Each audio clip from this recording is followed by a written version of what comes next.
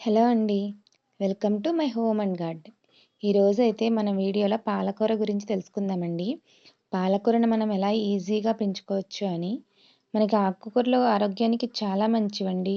అందులో పాలకూర ఒకటి చాలా ఎక్కువ పోషక విలువలున్న ఆకండి. అయితే ఇది మనం జనరల్‌గా అన్ని ఆకుకూరల్లాగా టబ్‌లో మొత్తం విత్తనాలు వేసేసి అలా వచ్చిన దాన్ని మనం అస్తమానం ఆకు కోస్తూ ఉంటాం. ఇలాగైతే సరిగ్గా రాదండి.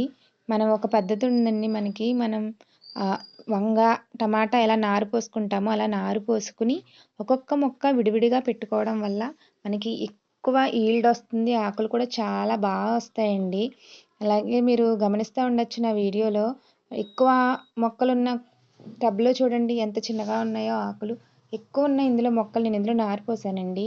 వా యూజ్ చేసి మిగిలినయి ఇందులో వదిలేసాను. అయితే ఇలా కాకుండా విడిగా ఒక్కొక్క మొక్క పెట్టింది చూడండి. ఎంత పెద్ద ఆకు, ఎంత చక్కగా వచ్చిందో. అయితే మనం పాలకూర ఒకసారి వేస్తే ఒక 3, 4 నెలల వరకు తరచుగా హార్వెస్ట్ చేసుకుంటూ ఉండొచ్చండి. పెద్దగా అయిన ఆకులు కోస్తూ ఉంటే చిన్న ఆకులు మళ్ళీ త్వరగా ఎదుగుతా ఉంటాయి. పాలకూర చాలా ఈజీగా పెంచుకోవచ్చు. అలాగే చాలా చక్కగా పెరుగుతుందండి. ఇలా విడిగా మనము పాదులు గానీ, బెండ మొక్క, టమాటా, వంగ ఇవన్నీ పెట్టుకుంటాం కదా! అలాంటి టబ్బుల్లో ఒక్కో టబ్‌లో ఒక్కొక్కటి విడిగా వేసుకోవడం వల్ల చాలా పెరుగుతుందండి.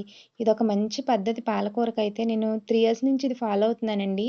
మనం ఒకే టబ్‌లో ఏసిన దానికన్నా ఇలా విడివిడిగా ఏసింది చాలా ఎదుగుతుంది. అలాగే దీనికి వేరే టబ్ కూడా అవసరం ఉండదు.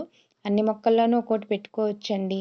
చాలా బావుంది కదా పద్ధతి. అయితే చూడండి ఈరోజు నేను కొద్దిగా పూలు కోసానండి. ఇంకా చాలా ఉన్నాయి. నేను అవసరమైనవి కోసుకున్నాను పూజకి. పాలకూర, ఇంకా తోటకూర. థ్యాంక్ యూ అండి.